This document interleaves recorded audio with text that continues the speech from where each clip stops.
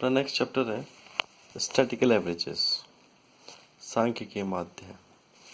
सांख्यिकीय माध्य का मतलब होता है जो भी प्राप्त आंकड़े या सूचनाएं होती हैं उन प्राप्त आंकड़ों तथा सूचनाओं को के आधार पर उनकी प्रवृत्ति ज्ञात करना, उनकी प्रवृत्ति को समझना सांख्यिकीय माध्य। फॉर एग्जाम्पल, अगर आप 12th पास हुए हैं और 12th के 5 पेपर हैं 100 मार्क्स के, तो आपके टोटल होते हैं 500 मार्क्स। 500 में से आप 300 नंबर लाते हैं। अगर मैं 300 भाग 500 गुणा 100 करता हूँ तो आपकी प्रतिशत आती है 60%। तो मैं यहाँ ये कहूँगा कि साहब आपने 60% औसत अंक प्राप्त किए हैं। मैं ये भी कह सकता हूँ कि प्रति पेपर जो औसत अंक है वह 60 है, मीन्स एवरेज। तो ये जो अंकों का औसत होता है ये औसत ही सांख्यिकीय माध्य है।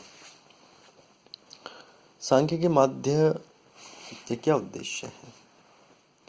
पहला आता है simple and concise the picture of A group of data.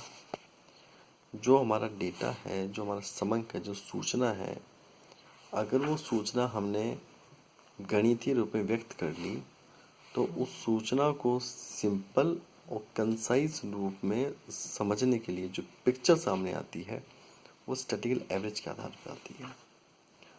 Facility in comparison, तुलनात्मक अध्ययन हो सकता है।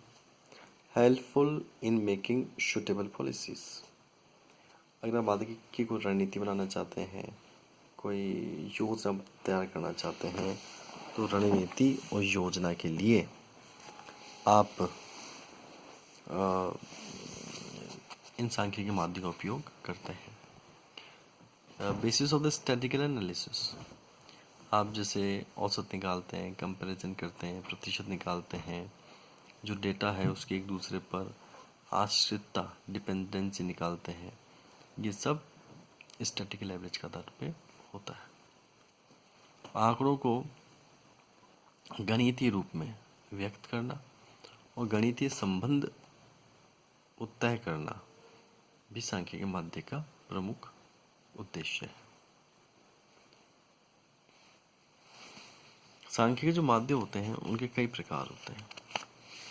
अगर मुख्य रूप से प्रकार देखे जाएं तो सांख्यिकीय माध्यों के 3 प्रकार हैं। पोजिशनल, स्थिति के अनुसार, जिसमें 2 आते हैं, मीडियन और मोड, माध्यिका एवं बहुलक। दूसरा है मैथमेटिकल एवरेजेस। मैथमेटिकल एवरेजेस में 4 तरीके के आते हैं, arithmetic mean, geometric mean, harmonic mean और क्वाड्रेटिक मीन। समांतर माध्य, गुणोत्तर माध्य, हरात्मक माध्य और क्वाड्रेटिक माध्य। बिजनेस एवरेजेस में या बिजनेस मीन में 3 आते हैं, मूविंग एवरेज, प्रोग्रेसिव एवरेज और कंपोजिट एवरेज। इसमें आपके 3 आते हैं, मूविंग एवरेज बिजनेस में, मूविंग एवरेज, प्रोग्रेसिव एवरेज और कंपोजिट एवरेज। पहला आता है अर्थमेटिक एवरेज। अर्थमेटिक एवरेज का मतलब होता है कि दी गई सूचनाओं का जोड़ करें और दी गई जो गणितीय सूचनाएं हैं उनका जोड़ करें और जोड़ करके उतनी संख्या का भाग लगा दें, तो उसे कहा जाता है आपके अर्थमेटिक मीन। जैसा कि मैंने बताया कि 12th में 5 पेपर है और 5 पेपर है 500 मार्क्स के, और उन 5 पेपर में आपके 300 नंबर आते हैं। तो 300 में अगर आप 500 का भाग लगाते हैं, गुणा 100 करते हैं, तो आपके आएगा 60%। तो ये जो 60% है, इस 60% को कहा जाता है अर्थमेटिक मीन।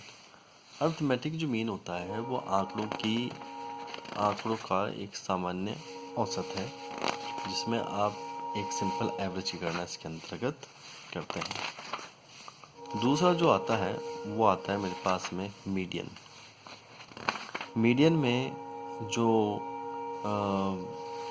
सूचनाएं होती हैं उन सूचनाओं को एक असेंडिंग ऑर्डर में जमाया जाता है और असेंडिंग ऑर्डर में जमा कर एक मिडिल वैल्यू इसमें तय की जाती है।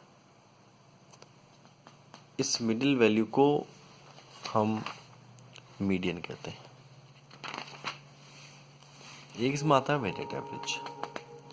जब सूचनाओं को 1 2 3 करके उनको अगर आधार प्रदान किया जाए और उस आधार के अनुसार जो हम उनकी वैल्यू तय करते हैं वो वैल्यू आपके भारित माध्य यानी कि वेटेड मीन होती है। एक इसमें आता है मोड।